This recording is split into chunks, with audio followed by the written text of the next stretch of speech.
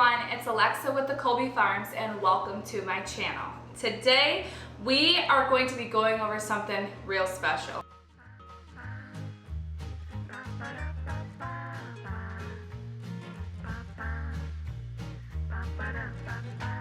Okay, this is something that I do pretty often. I do it on my busy weeks. It helps me get through the week because I already know what I'm doing. And you just use 2 items pretty much for the whole week. Obviously, you're gonna have to add in a couple more things, but let me explain, okay? So with 2 items, we are going to be able to make 4 meals out of them. Awesome, right? And depending upon your family size is how much you're going to have to use. My family feeds about 3 adults right now and a 1-year-old baby. So we really don't need as much as some other families, so whatever I use in my recipes, just make sure to acquire the same amount for your family's needs. But today, we are going to be making homemade bone broth using remnants of the animal, okay? So remnants are the leftover pieces of the animal that people normally wouldn't think to consume or use or eat. I know a lot of butcher places, even some farms, call remnants dog bones. It's what you give to your dogs, but honestly, you don't have to. You can eat them right in your own homes. And also, the remnants are full, since the bones are attached, they are full of a bunch of collagen, nutrients, vitamins and minerals, all the good things that we need for our bodies to help with our hair growth, giving us the amino acids that we need for good muscle building in our bodies, so much more. And it tastes pretty good, right? Because it's got a lot of fat around it and it's by the bone. When you get a steak and you've got a bone on it, you know it's gonna be nice and tender and juicy. Well, that's the same with the remnants, okay? I remember, funny story, I just wanna tell you guys real quick. I remember when I first started doing this whole homesteading thing, eating from scratch, I called the local farm, one that I actually still buy from this day, that I work for on the side, and I said, hey, I'm going to need some beef bones to be able to make some bone broth. And they said, no problem, we'll get it to you, right? I got it for a real good price. They gave me the box and it said on there, Ralph's dog bones. I will never forget that. It was so funny. But they're not dog bones. You can use them to make bone broth and to create a meal, okay? So, if you see right here, these right here they were part of the leg of the cow, okay? And my butcher that I got my cow from labeled these as soup bones. So they could be labeled as soup bones, they could be labeled as dog bones, but they're not just for soup and they're not just for dog. You can use them to consume as well, okay? See that red meat? That's meat you can eat, I know. You're gonna be like, well, duh. But it's like, I wanna be like, well, duh, you can eat it too, right? So we're gonna prepare this today for my family to eat. There's not a lot of meat on these ones. Only a couple of us that are eating. I'm gonna add some sides to it, yada, yada, yada. So what am I talking about with this 4 meals thing? I wanna get into that and I want to explain. I'm just so excited about these remnants that I just jumped ahead, so I apologize. So for the next 4 days, I'm going to be videotaping, using only 2 main items to create 4 meals, okay? I call it the beef broth regimen. We're using beef and we're using broth. And we're gonna make 4 meals out of it. Now, like I said, you're gonna need to add some sides if you want to, but that's what we do with any dinner, right? But I got a busy week this week. I got a lot going on, so this was the perfect time to use this regimen. So I'm gonna try to explain this the best I can. Tonight we are going to be making these remnants, okay? I'm going to use these remnants tonight as my food. I'm gonna eat the meat off of this, I'm gonna serve my family with it, I'm gonna add some sides to it, and we're gonna have a meal. Once we're done with the bones, then I'm gonna take the bones, and I'm gonna show you how to make beef bone broth, okay?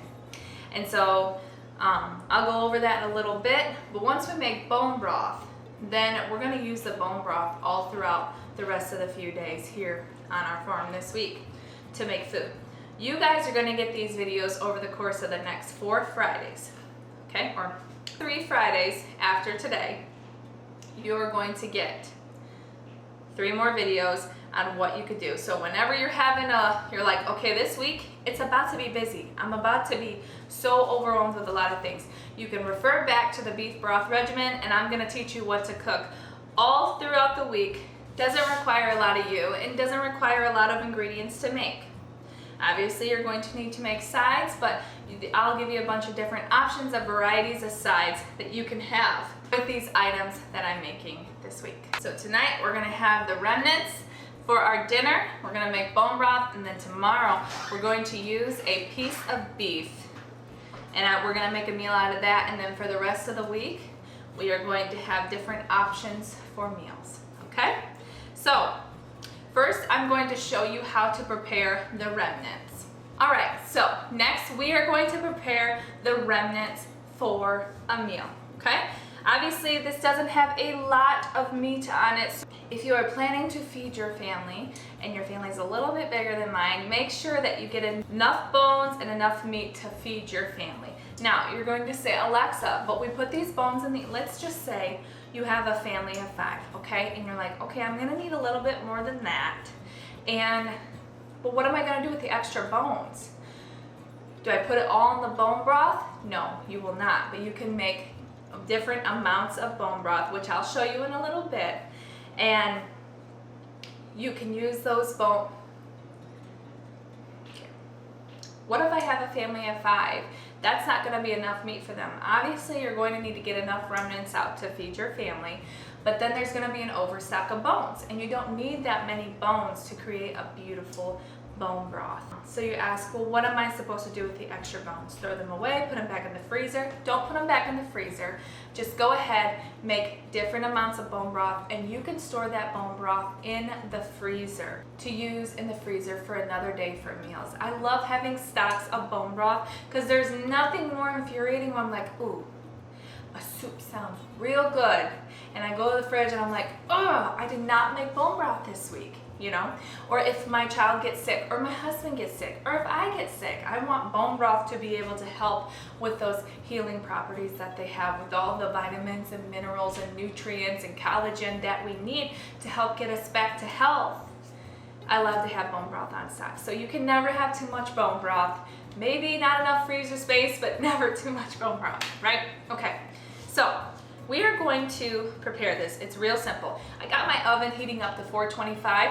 Depending upon how hard your oven works, you can warm it up to 425, you can warm it up to 450, whatever you prefer. Okay, so first we just need a few simple ingredients. I'm gonna take some olive oil. You really want a good hearty olive oil, so make sure that you're researching the type of olive oil that is going to be good. Okay, so we're gonna pour some of this olive oil. I've got a cookie sheet with some parchment paper. That'll work just fine. Pour a little bit on there. And then next, we're gonna lay the remnants. You can cut them up. I probably will just a little bit.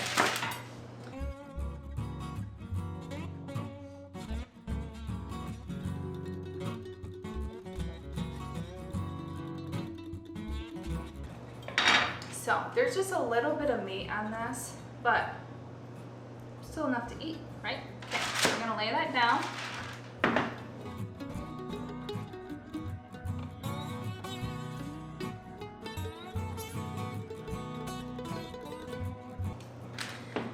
And a lot of times when people are cutting out meat, they'll cut off the fat.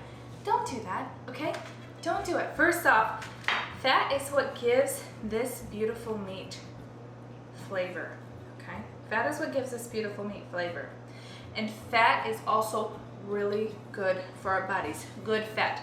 This cow right here was a grass-fed cow, and that's the most important to me, that they are pasture-raised, that they're getting the type of nutrients that they need from the grass, and they're not fed a bunch of grain.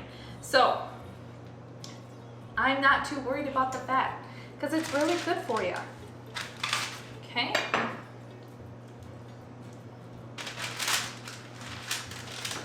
All right. So wash my hands real quick.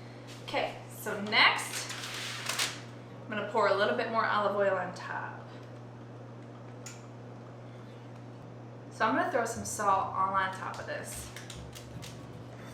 Don't be afraid to put some salt. Salt's good for us. It's good for the heart, especially if you get a real good salt that's sourced properly, okay?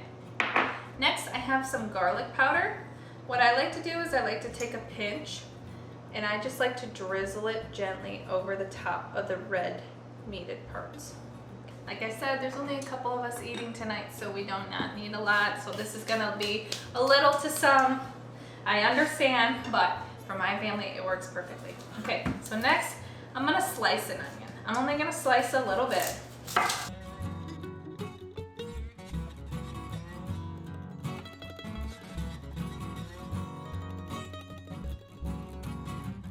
I like to take the sliced onion and put it on top of the meat. And why I like to do that is because I feel like the meat, when the onion is on top, the juices from the onion get soaked really well into that meat and gives it this beautiful, delicious flavor. I love onions though. Not everybody does, but I'll just throw it over on top. A little bit more.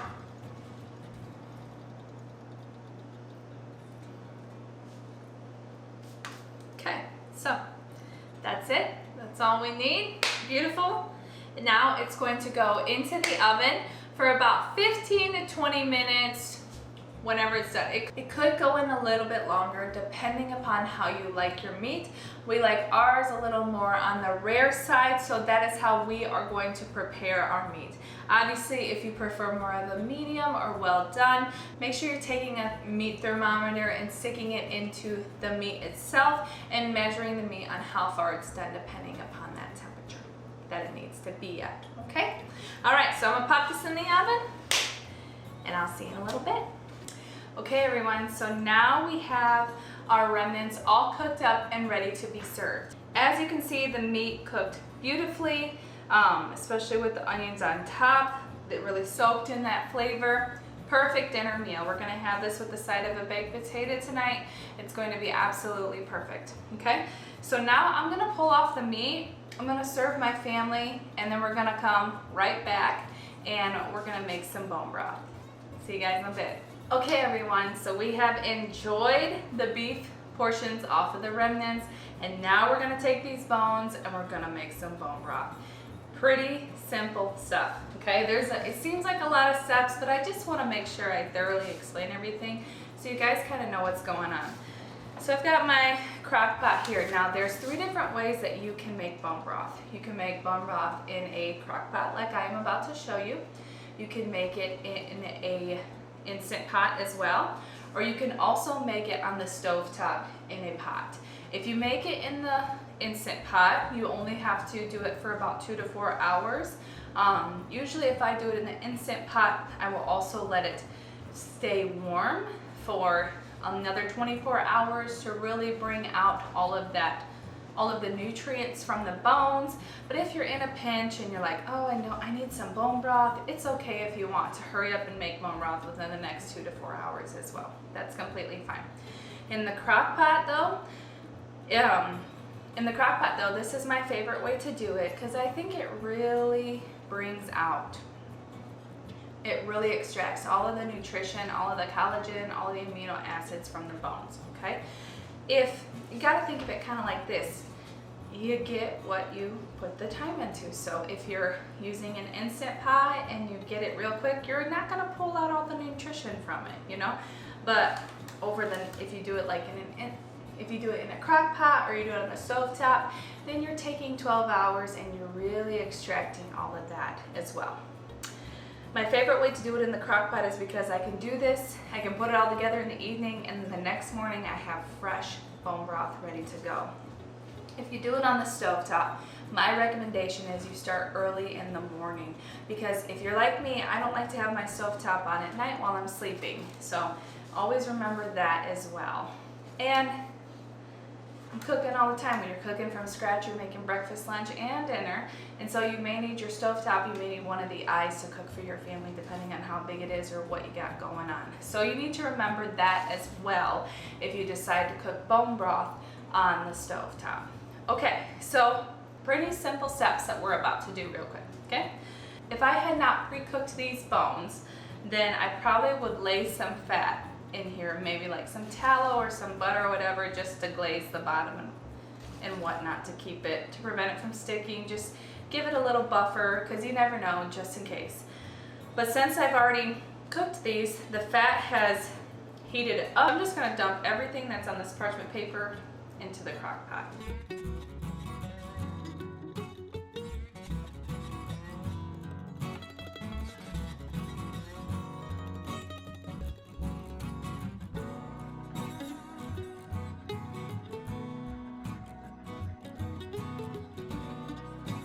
Okay, so we got our bones in the crock pot, pretty simple, okay? Next, we're gonna add a couple things, all right? You can add this, you can add whatever to your bone broth in any steps that you prefer, but this is the way that I do it. I find that it's the most beneficial for me. I don't really know if it does anything different, but in my mind it does. So next I'm gonna get some apple cider vinegar. Apple cider vinegar is really gonna help pull out all those nutrients that we were talking about earlier from the bones themselves. So I'm gonna do about 3 tablespoons apple cider vinegar. I like to pour it right on top of the bones. That way I know it's definitely hitting them. Okay? Simple.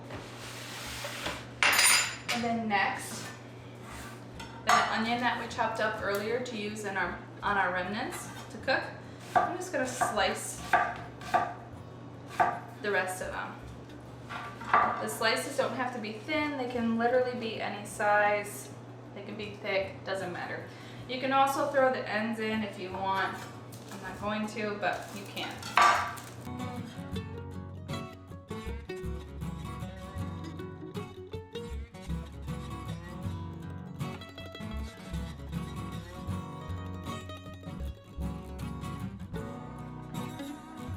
Alright, so next we got our handy dandy garlic that I refer to so much, already peeled, ready to go. If you decide to use unpeeled garlic, I've done that before too when I'm in a hurry. You just take it apart out of the garlic head, put the individual cloves right in here. It does the same thing. You'll just have to strain out the skin of it later. Okay, so you can also add in here carrots, celery, whatever you prefer. This is good enough for me, so I'm just gonna fill it up with water about 1/4 inch from the top, okay? Okay, and that's it. Now you just gotta put this on low. Well, obviously plug it in, put this on low, and let it sit for the next 12 hours, and in 12 hours or more, you will have some bone broth, okay? So that is it. That's how we make a meal out of using bones, and how we're going to create another meal using those same bones to create bone broth, right? All right, if you enjoyed this video, go ahead and click that like button. Don't forget to subscribe for more videos like this. And also watch out for next week's video on Friday when I post what we're doing next with this bone broth, which is part of the beef broth regimen. This is part 1 of a 4-part series. So click that little bell so you're notified when the next video comes out. And once again, thank you so much for stopping by the farm, and we'll see you next time. Bye.